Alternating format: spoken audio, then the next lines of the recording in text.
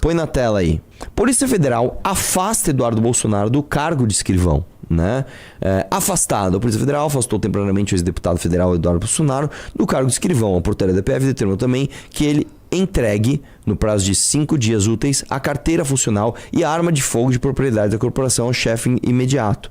Né? Só uma coisa, tá? Isso quase não faz diferença para a vida do Eduardo. Talvez faça um pouco de diferença na questão da arma, porque acontece o seguinte, isso é outra coisa absurda do Brasil, isso é um absurdo no Brasil. Quando você pede a posse de arma, você compra uma arma e guarda ela em casa, no seu estabelecimento comercial. Ok. Quando você pede o porte de arma, isso, e teve uma mudança no Brasil, tá?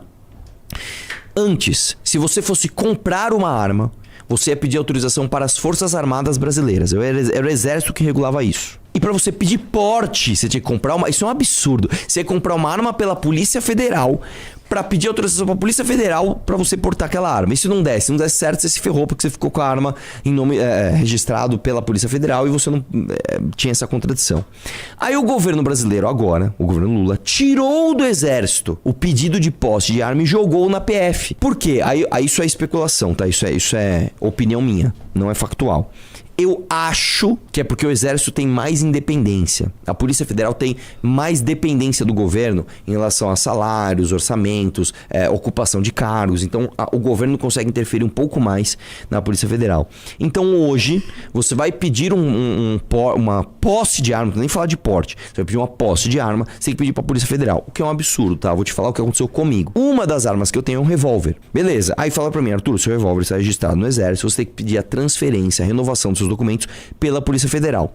Para pedir essa renovação de documento, eu tive que fazer um exame psicotécnico e um exame técnico, né? Você vai lá, faz o exame psicotécnico, tal, responde as questões, depois você faz uma prova prática, teórica sobre armas, e depois você faz uma prova prática de tiro. Isso me custou R$ 1.600, tudo. O exame médico, a prova e a prova. Beleza, fui lá, fiz tudo certinho, R$ 1.600, pum, paguei.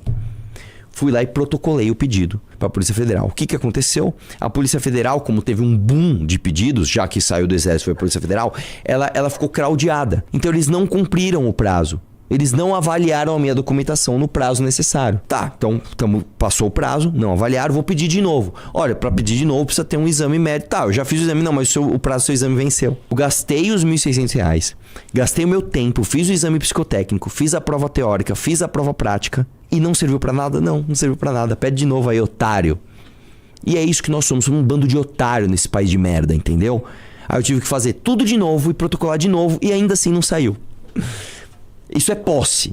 Aí tem um outro absurdo no Brasil que é o seguinte: quando você vai pedir porte, que é outra coisa, o porte é você poder portar a sua arma e mesmo com porte você tem restrições. Você mesmo com porte, então tem o porte de arma, conseguiu o porte de arma. Você não pode ir, sei lá, num festival, você não pode ir no Lollapalooza armado, você não pode.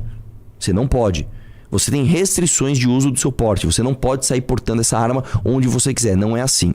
E aí, como é que funciona isso? Você pede o porte para uma arma específica. Olha que coisa ridícula. Olha que coisa ridícula. Então, vamos supor que eu comprei 5 armas. Tenho 5 armas lá. Tem um revólver da Taurus, tem uma pistola sei lá, uma Beretta, tem isso que lá. Vou pedir o porte. Eu consigo o porte, eventualmente, para uma arma e para as outras não. Então por que eu tô falando isso? Talvez, eu não sei, talvez o porte de arma do Eduardo seja para a arma que ele tinha da Polícia Federal. A Polícia Federal pedindo a arma de volta, ele automaticamente perde o porte. Ele estando afastado da Polícia Federal, duvido que ele consiga outro porte. Ele sendo um deputado cassado, duvido que ele consiga outro porte. Então, a única diferença na vida do Eduardo Bolsonaro talvez seja que ele tenha perdido o porte de arma no território nacional. Só. Que na prática não faz diferença nenhuma, porque esse cara anda com segurança, pagos por nós, etc, etc. Tá, então é mais um recado do que uma diferença prática. Põe na rua aí. Põe na tela aí. Volta lá.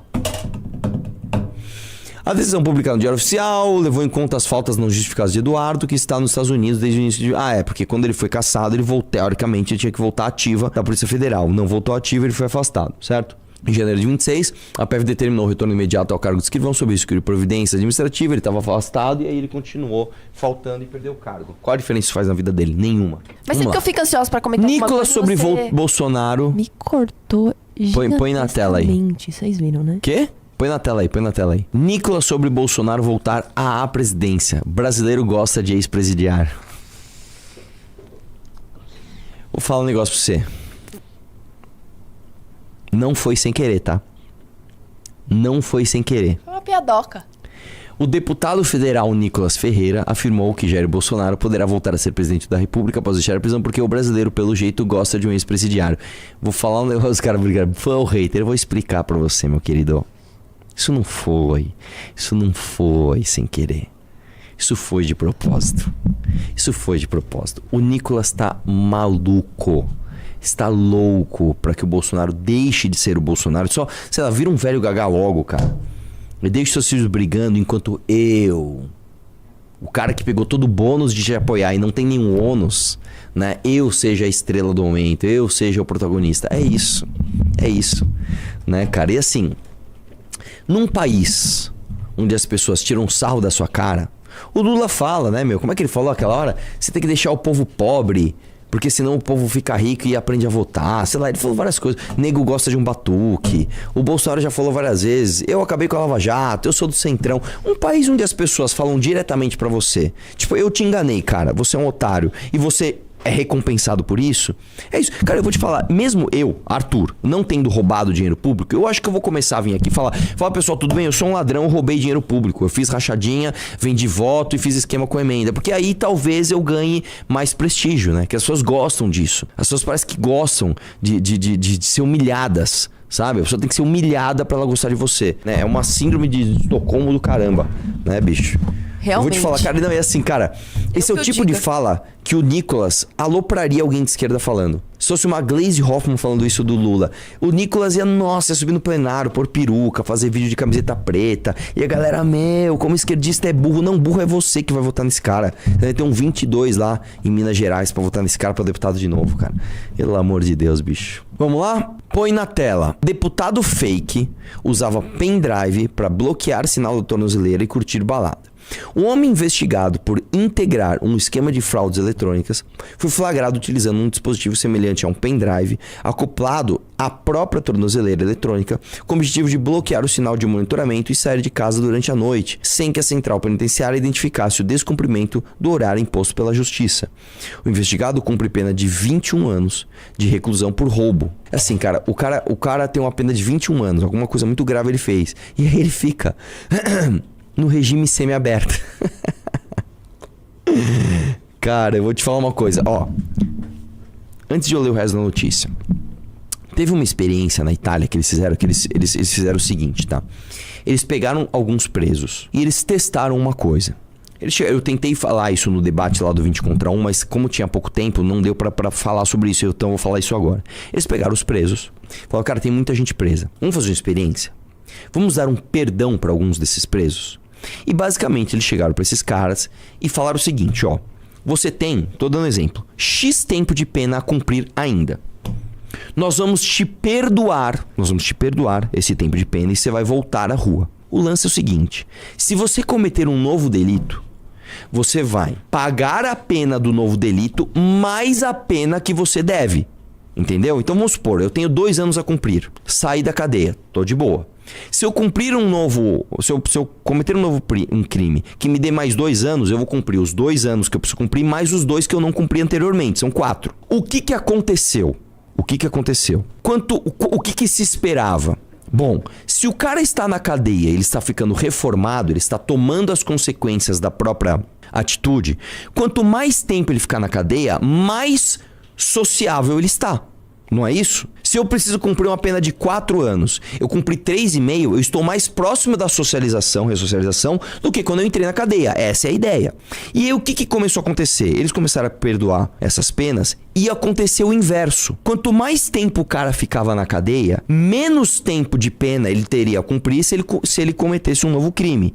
Ele começou a reincidir mais, ele começou a cometer mais crimes. E as pessoas que ficaram menos tempo na cadeia, portanto, eles tinham mais tempo de pena a cumprir, caso fossem pegos, eles reincidiam menos. Ou seja, o tempo de expectativa de punição, quanto maior, mais convencia o cara a não cometer crime. E quanto menor, mais incentivo o cara tinha para voltar a reincidir. Ou seja, o sistema prisional, ele não serve para recuperar o cara.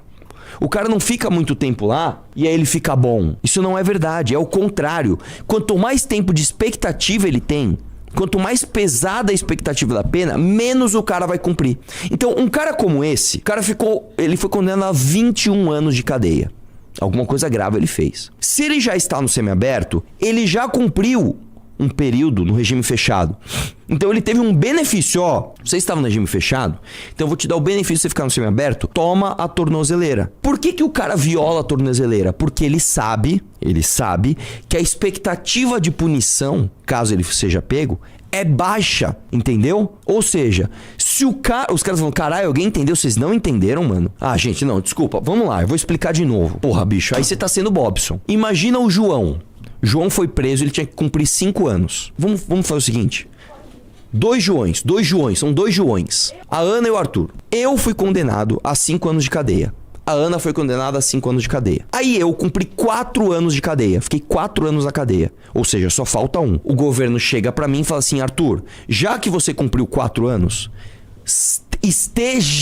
piada, pessoal, esteja solto. Ou seja, eu só tenho 1 ano pra cumprir se eu fizer merda. Se eu fizer merda, eu vou cumprir a nova pena mais 1 ano da anterior. A Ana foi condenada a 5 anos e no primeiro ano de cadeia, ela recebeu esse benefício. Ana, você já cumpriu 1 ano, você vai estar solta. Só que se você for presa, você vai cumprir mais 4. O que eu estou dizendo é, eu, com a expectativa de cumprir só mais 1 ano de cadeia, caso eu seja pego, eu cometo o crime. A Ana, com a expectativa de cumprir 4 anos de cadeia, caso ela seja pega, ela não comete o crime. O que eu estou querendo dizer é o seguinte: quanto maior a pena esperada, maior o desincentivo para que eu não cometa crimes. É muito mais sobre a expectativa de eu me fuder do que o tanto que eu já me fudi. Entendeu isso ou não? Entendeu isso ou não? Ou seja, um cara como esse, que ficou 21 anos, foi condenado a 21 anos, cumpriu o regime fechado, quando ele vai pro semiaberto, ele pensa, não importa o que eu já me fudi, o que importa é o quanto eu vou me fuder se eu cometer outro crime. Ah, é pouco, então foda-se, então eu vou bloquear o sinal do tornozeleiro e vou desrespeitar. Por isso que as penas têm que ser pesadas. Porque o cara vai falar, meu irmão, se eu fizer cagada, se eu cometer crime, eu tô ferrado, tô lascado. Vão me prender por 10 anos. Não vai ter essa história de saidinha, não vai ter essa história de tornozeleira e semiaberto, não vai ter nada disso. Eu vou ficar na cadeia, eu tô ferrado, então não vou cometer crime. Entendeu isso ou não?